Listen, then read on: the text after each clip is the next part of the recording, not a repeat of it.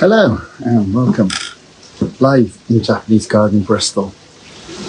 Okay, so today we're going to be talking about the plants in my garden and what plants you will find in a Japanese garden, because all the plants in my garden are not Japanese, because most of the plants was here, not most, but some of the plants was here before I started the Japanese thing. So that's what it's going to be about today. It's going to be a long one. I got a long list. I've had to make a list of to try not to forget anything out, because after every live I do, I think I didn't mention that, which was the most important thing. So I'm going to try to mention it all in this. It's going to be a bit of a long one tonight. I usually get around 20 minutes, but I think it's going to go over 20 minutes. But there's quite a lot to get through, really. It's surprising because in a Japanese garden, you don't need many plants, but we'll go through that in a bit. I've had a busy day today. It's lovely weather, but I've been stuck in the workshop. I've been making these. Be careful because they're not finished. I'm making these posts for the garden. I sell them. They're 4-season posts, so it says the 4 seasons around the posts. I do monkey poles, plaques, bonsais. I got some nice bonsais with azaleas with the flowers on. I'll do them all here, so if you're ever interested, you know where to come. You can message me on my Facebook page or anywhere like that. My number's there somewhere as well, and on my website, so if you want to get in touch with me through those ways. Come around, I've got loads of bonsais. I've had a big stock in, and like I said, I do plaques. I post the plaques. I post a few off today, so I'm been making up some more. So that's what I've been doing today. I've been stuck in my workshop working. I got more to do tomorrow as well, which is unfortunate because I like to be out in the garden. Okay, so right, I'm going to start. But I say this on certain videos, and I need people to understand that because people kind of get confused. They think I'm an expert. I'm no expert. Okay, I'm a gardener like you guys. I'm no expert. I'm more of a creator. I call myself a creator. I like to create. Okay, so I don't necessarily know everything about plants. All right, all I know is what I've got in my garden. Okay, so you have to bear with me. I'm going to go through most of them, but there's some I'm not going to mention every single one because I haven't got that time to do it. So I will group them up to what they are. Because like the acers, there's over 3,000 species of acers, and I didn't get the tags for every acer I got. So we'll go through as many as I can, show you how I keep them, maintain them, and hopefully that will help you guys to do it. I found something new out about maples today as well, so I'm hopefully going to remember to put that in. Like I said, I got a big long list. So okay, the way I choose my plants is I don't nowadays, well, I've always done this anyway. I'll think I want a plant there. I'll go out to a garden centre and I don't look at the tags. I think that's the plant I want. That's what's going to go in that spot. Okay, I don't go out, look around tags and think, oh yeah, I'll have that azalea, or I'll have that rhododendrons or wisteria or whatever. I find that I look at the plant that I want to go in that place. That's how I do it. Okay, so I come in, if it don't work, it goes in, another one go in, but that's how I do it. Okay, so when it comes to like some people would go for specific named plants, I don't. Right, let me have a little look. Okay, so when you're creating a Japanese garden, you want to give space around your plants. Okay, so that's what I'm gonna explain to you as we go around. The main plants you want in a Japanese garden really is just your pine, maples and moss. And then you put your rocks in and you've got an ideal Japanese garden. Okay, but we all want to add a bit more. But when you do, you give room around your plants, okay, to give the space, to give the balance, all right? And it helps the plants as well because it gets light to them, air to them, which makes them grow better, okay? So we'll go for that. I'm gonna start I got a great big long list here. I'm going to take the camera off and I'm going to go through the garden, plant by plant, near enough. Like I said, I'm going to group some up because it could take a long time. And hopefully you guys will get something out of what to put in your garden. I did help the lady last week who put a message on for me, copied me in. So I helped her out and she's getting onto it now. And she put photos up on my group of what she's done after I give her some advice. So look out for that one. Right, let's turn the camera around and see what's going on in the garden. Don't want that. My back door, that's what's going on. Right, guys. Okay, so that's the sort of things I do. Plaques, elms. I do loads of different types of bonsais. There's the pole that hasn't been finished yet, that's why it's so black. It's got to be rubbed down. And then you've got the monkey poles, more plaques, bonsais, pots, wire, turntables, shears. I do it all here, so if you ever want any, you know where to come. Right guys, here we go. So let's start. This is a bonsai. This is a horse chestnut bonsai. I'm doing a few different things with it. Last year, if you can see, it was flat and I didn't like the flat, so I've let a branch grow up there, and then next year I'll trim it so it got a nice round shape to it. Okay, so that's just a bonsai horse chestnut. Let's walk around here. The woodlands are nice, aren't they? The forests. That's a redwood forest there. Some more redwood. There's azalea with flowers, they're nice. Wish I had room in my garden. Now, so there's a white pine over in the corner. I've got a Chinese elm there. And next to it, I've got some acers. Now, I don't know if you've seen my post, I put out some acers that I've changed pots. I've got some old pots that I got hidden away. There was bamboo in there. They didn't survive because the bamboo needed a lot of water and I wasn't giving it, so they didn't survive. And so now I've got the pots cleaned up and I put my 2 acers in there. Now a lady said to me that, oh, you shouldn't do it this time of the year. It's fine to do it this time of the year as long as you're not cutting all the roots about. If you're just moving from one pot to another, it's not going to hurt it. When you pick one up from the garden centre and you put it in the ground or you put it in a pot, you're going to take it out of that pot and put it into something else. So what's the difference? There isn't. So there we go. And then, as you might know, is my ilex. I'm really pleased with that. There was a gunnerer there. The gunnerer's gone because it just kept falling into the pond.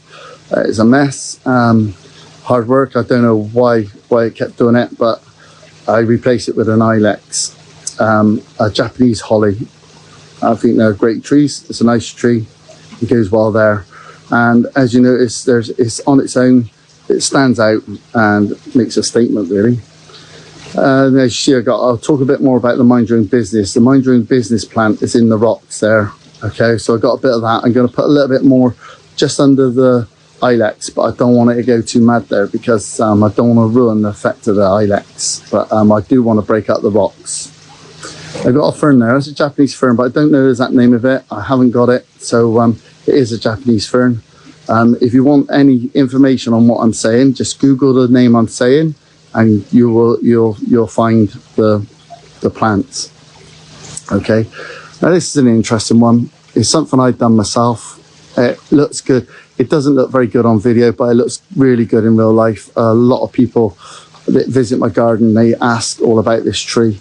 It's a hazel corkscrew, and what I'd done one winter is when there was no water in here, I was replacing the liner. So I took the liner out and I took a shelf out as well. And I thought, while I'm here, I'm going to chop this tree about. So I took out all the small branches it crossed and left the big branches. And you kind of see up through it if I can get there. It looks fantastic. I like it like this. And then it comes spring when all the leaves are growing. I pruned them to a cloud at the end of the branch, as you can see. Okay, so that's the hazel corkscrew. looks really good. If you want to see it, the Gardener's World interviewed me about with this one. They interviewed me with loads of plants through the garden, but that's the one they chose for the programme, which I thought was a good one. So if you want to see that, that's on my website. Okay, so we'll walk up through. Got some more bonsai there. I've got loads of elms and stuff like that here. Elms are a great bonsai to start on. Let's go on up and see.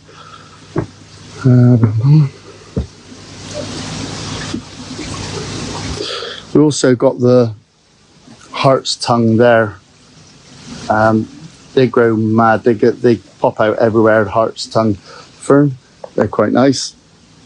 Now, these sort of plants, I should try this when I go through. Remember, if I can, to say whether it's a Japanese plant or not. Now, the ferns are Japanese plants. Obviously, the Acer. This corkscrew is not a Japanese plant. I'm pretty sure it's close. It's a Gloucestershire plant. I think it's an English plant, I think.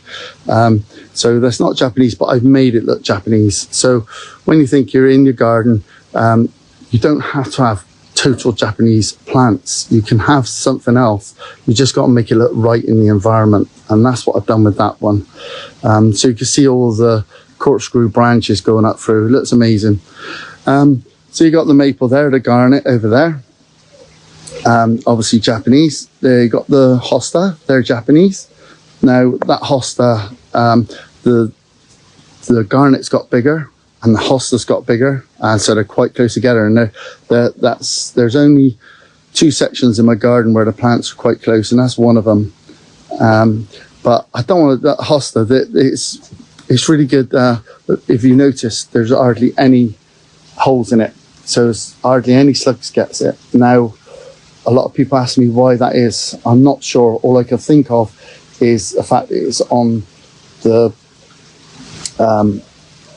plum slate there. Since it's been on plum slate, they used to always get eaten, but when I put plum slate there, it stopped. So whether that's it, I don't know. It's got some nice flowers coming up through now. Looks really nice. So yes, once the flower's gone, it might get eaten a bit more, and then I'll take it away, and then it's just the maple on its own. But this plant here, this is not Japanese, but what I like about this plant, it's really good, really effective. You probably can't see it, but I don't know how effective it is, how good it looks. This one's Mexican orange. Let me just check. Yeah, Mexican orange. It's been here before I started the Japanese thing, so it's not something I added. It's something that's here and I've left here because I think it looks good. There's a little partition going up through. Whether it stay there or not, I don't know. So I got a little pine down there, all on its space on its own. I will just say that they are dwarf pines. I get dwarf pines. I'm not going to go into every pine because we'd be here all day. And I haven't got all the labels for them neither. So if you go in a garden centre, you usually get a pine section. Go over, see that it says dwarf pine, and they look really good and effective. Now, this one here is a conifer. Mine is a lemon conifer. Okay, I actually do smell of lemon. I get people in here and they rub their hands on it and go, oh my God, it really does smell of lemon. So yeah, it's a lemon conifer. I'm going to be doing a video on that. I've just got to find the conifers. They're not big enough in the shops at the moment. For some reason, they're only selling small ones. Yeah, that's a great tree to prune into a cloud tree. That one there is a common yew, apparently. Now, some of these plants I've had to go on this plant thing to a plant app to find out because I don't have labels. They've been there years. That's been there years. It's a lovely little tree, and I kept it. I've given it room. There was plants all around it, so I've given it room, and it looks amazing. Ilex, another ilex. Now, a bit about the ilex. I put in the ground. It didn't like my ground, so it started to deteriorate over years. It took a few years to get to this state. But what I've been doing, I've been feeding it the seaweed and some bonsai feed as well, actually, fertilizer. plenty of water and seeing it comes on. It's coming back, so I'm quite pleased with that. So I just got to keep it up, and hopefully that'll take. There's a fern there, just a common fern there. This plant here is meant to be a winter creeper. Now, I know there's another name for this. I don't know what it is, but you probably know what it is. I was debating to take it out, but it looks quite good anyway. Right, let's go down here a minute. I've had to rearrange all this area here. That's when I got the dry stone. Have you seen my pictures I put up? There's some rocks. They're at the top. I'll show you them. But there's more rocks there. I've got to put some plants in there. Just one or two plants. Okay. So over here, we've got the mountain pine there. Now, I did have a star magnolia there, and it was amazing. It was fantastic. It was there when we moved in. But last year, all of a sudden dying off. We don't know why, but it just started dying off. So we had to get rid of it, unfortunately. I put that there. Now I've got that one over there is a Japanese evergreen spindle. He grows big. I keep him contained by pruning it. It's a nice little bush to have over there on his own. Along in the front here, I've got some pines. They're spread out. They are dwarf pines. Okay, I've got a few of them in between the rocks. So I do like pines, and there's the ilex there as well. Now with the ilex, I googled it and to see about the watering of it, and they says it can be overwatered. And then a guy put a comment on the other day and said that, oh, make sure you give it plenty of water. So now I'm a bit confused. So if anybody knows what's best for it, I just make sure it gets water. Okay, so let's go on up through here, and then we come to the goodwood. Sorry, bloodgood. Get that right. We got the bloodgood. Now a little bit about this. I've pruned this to this. It's through 2 winters now. I pruned it so I could create the pads on it. So when you look around it or through it, you can see the pads.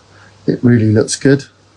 I've got more work to do on it in the winter. I've got to get some big branches is going up right and chop them off, so then the branches is bent over will create another pad.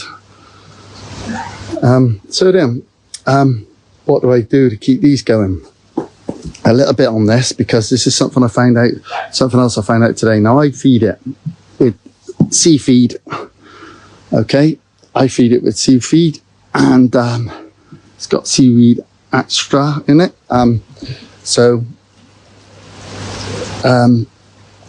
I do that once a week. Now in this weather, I'll be putting in a watering can full of water in there as well. Now if you can see, this one, it's been so hot here in the last couple of weeks. I haven't got any burnt leaves. It's going really well. I'm really pleased with it. And this is one of the first ones to go, so I am pleased with that. Now what I read today is another way to keep your acers. Now a lot of people don't even water them. Now I kind of think that what I do helps, or what I've done helps mine as well, which I kind of in the past thought, would it help or not?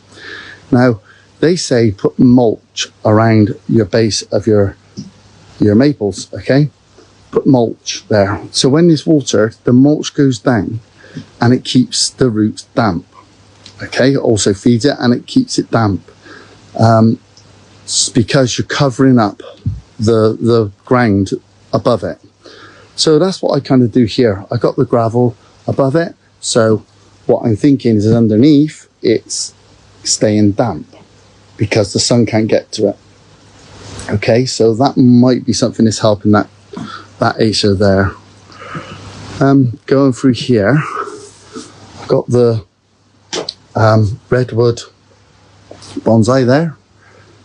I do like that. I do like that bonsai. He's lovely. He's come on really. I've took so much off of it. It's come on massively. really like it. I've just thought I've forgotten a tree. So let's go back around a minute. Here we go. This one here. Someone said I should get one. I've already got one. It's called a... find it. Kato no Ito.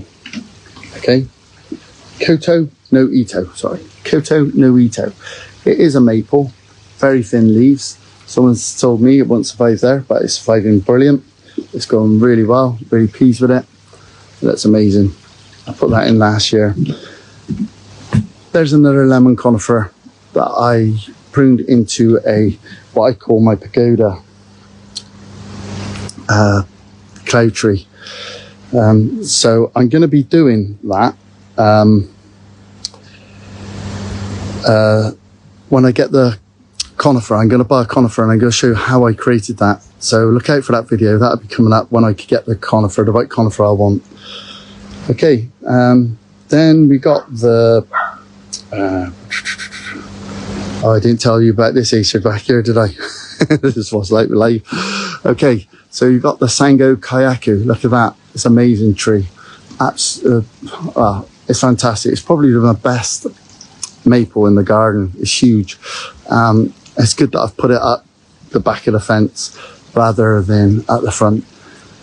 This one, when in the winter, it got bright red branches. In the autumn, it goes a nice rustic colour leaves. And it's just amazing all year round. So a beautiful tree to have. I know a lot of people after seeing mine has gone out and got one. Sango Kayaku, okay. This one here, I pruned into a cloud tree. Butterfly, maple. That looks quite effective. I find they're really good for pruning into cloud trees. So that's a nice one to have. I'm trying to look around to make sure I don't miss any. Okay. I'll let you have a look around. I got an acer there now. He's been hit by the sun a bit. It's got some dry leaves or the wind. I haven't been watering it as much as the other, so I've started watering it more because it doesn't get much sun there or the wind. It's quite sheltered. But obviously I made a bit of a mistake there. And what else have we got here? The blood box. Let's go. Oh, hang on. That there is a Japanese forest grass. Okay, so if you Google Japanese forest grass, that's what you'll find. The same as these here. They look amazing, especially when the wind blows. It went to blow then, but they shimmer and they look really nice, especially with a black background and the mondu grass, which I'll come back to in a bit. Okay, so we've got the box. Okay, then you've got the box moth, which is the caterpillar that eats the hell out of it, and very difficult to keep if you don't catch them quick enough. Okay, so that's what I used to get them. I've done it 3 times in spring and I haven't done it since, so, and I can't see any trace of them coming back in. They only start, apparently, and they're only there in springtime.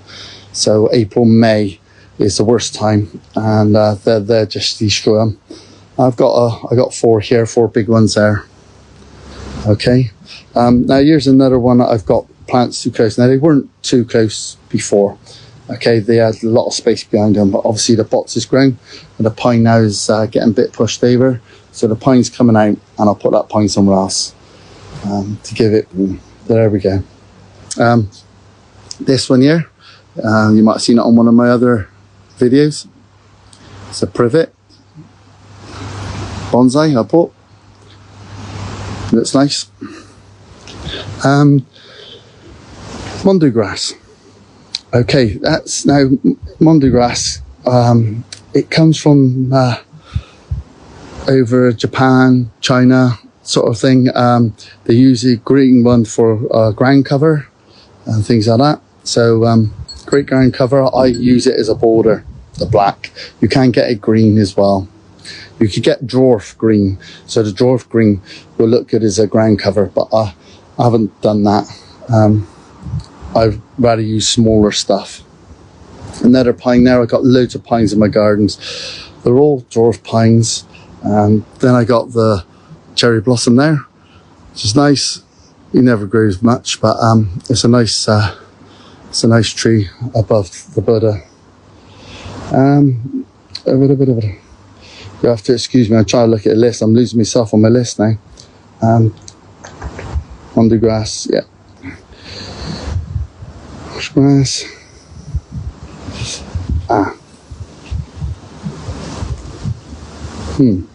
I got some other bits of ground covers. It isn't really taking much. I just noticed a conifer growing out there. A conifer growing out there. So I'll have to put him in a pot and get him out because he's not going to look right there. Now this one here is an Irish moss. That is lovely. I wish I got more of that. When I see it again, I will get more and put it up through here. So then it creates its own island. That's the bird's eye pearlworth Irish moss. Okay, really good, really effective. Okay, so let's go off around this way a minute. Hosta there, getting it eaten by the slugs. Got a load of trees here, my own trees. Got junipers. I do like junipers. If you ever want junipers, I sell junipers. They're ones I created myself. You've seen them. I've got the forests myself. I bought some myself as well. Redwoods. I got all sorts there. Elms. These aren't mine. These are my son-in-law's. I'm looking after them while he's on holiday. Right. Okay. So this is a Chinese lantern. I know this is going on a bit, guys, but this is what it's like. It's trying to tell you all the plants in my garden. Orange Dream. Now you see this Orange Dream looks fantastic. He does well, I think, because he's covered from the sun. They're very, very sensitive. Covered from the sun and the wind. He's in the courtyard, and he does really well in here. I'll show you my other one that's getting destroyed. It gets destroyed every year. Black bamboo looks really nice, effective, not so evasive. It's quite contained, slower growing. It looks really good in this area. Okay, painted fern looks good in this area. I got the heart's tongue there as well. Let's go through here and see what we got in this one, because this one's got quite a lot. So let's get through this lot if we can. Right, dry riverbed, pine, a dwarf pine, bamboo. My neighbour gave me many years ago. He's passed away now, unfortunately. He gave me this bamboo I put in the ground about 3-4 years ago. Took me 2 days to get it out. I put it into pots, and now I think it's breaking out of the pots now. So I don't know what bamboo it is. Now all this is the box plants. There's a few little conifers, like dwarf conifers, azaleas, pines. There's one down there I just thought I've forgotten now. Forgot to mention. These are pines. This is a juniper ground covering pine. That looks nice. Looks really effective. And over here we got the paper plant.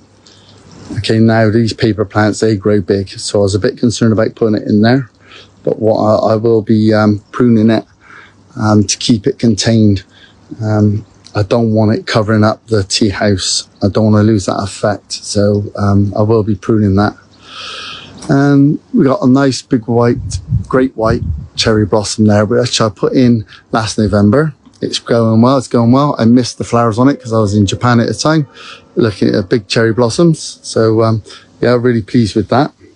Well, I can't wait to see how he goes next year. Now another blood good.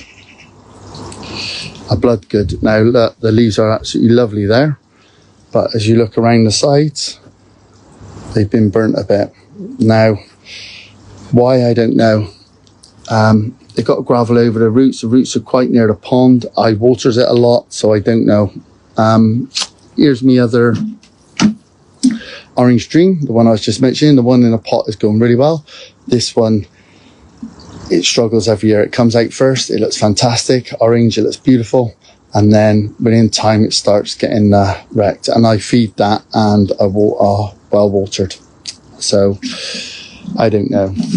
We'll see. Now I got me some more bonsais over here. The elms, trident, golden larch.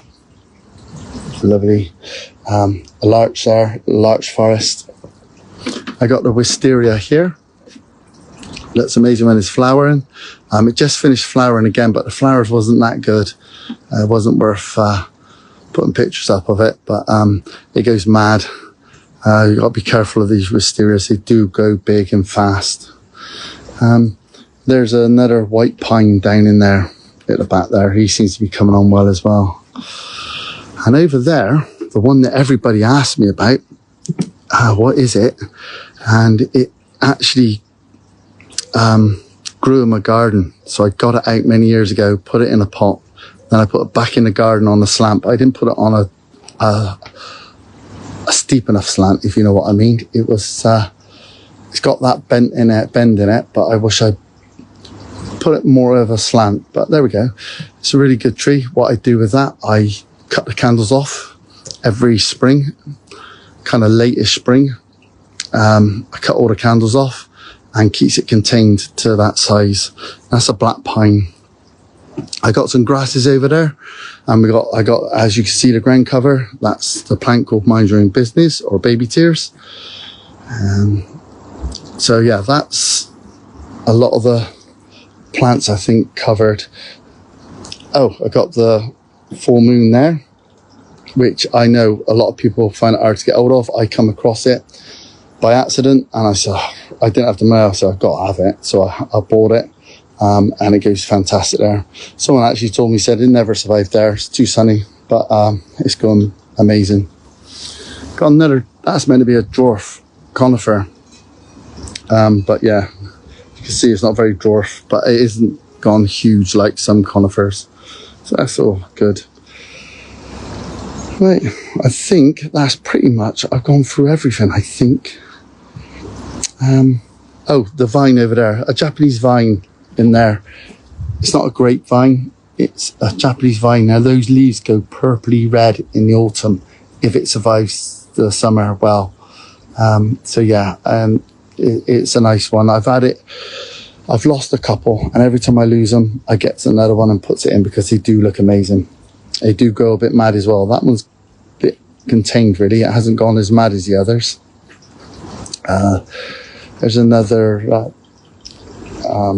There's another horse chestnut that my sister gave me about 25 years ago. Right, so let's turn the camera around, and I hope you're still awake because that was a bit long. Excuse my hand. Okay guys, so let's put this over here. A bit better. There. Right guys, I hope you got something out of that video. It was a bit of a long video. Like I said, if I'd gone through every single plant, it would have been a lot longer, and I don't want to go on too long. I don't know how long it's been on actually. But I want to try to show you what plants I've got in my garden, and there's space around every plant apart from the ones I got to move. And in the garden, in a Japanese garden, really, pine, an acer, some moss, some rocks.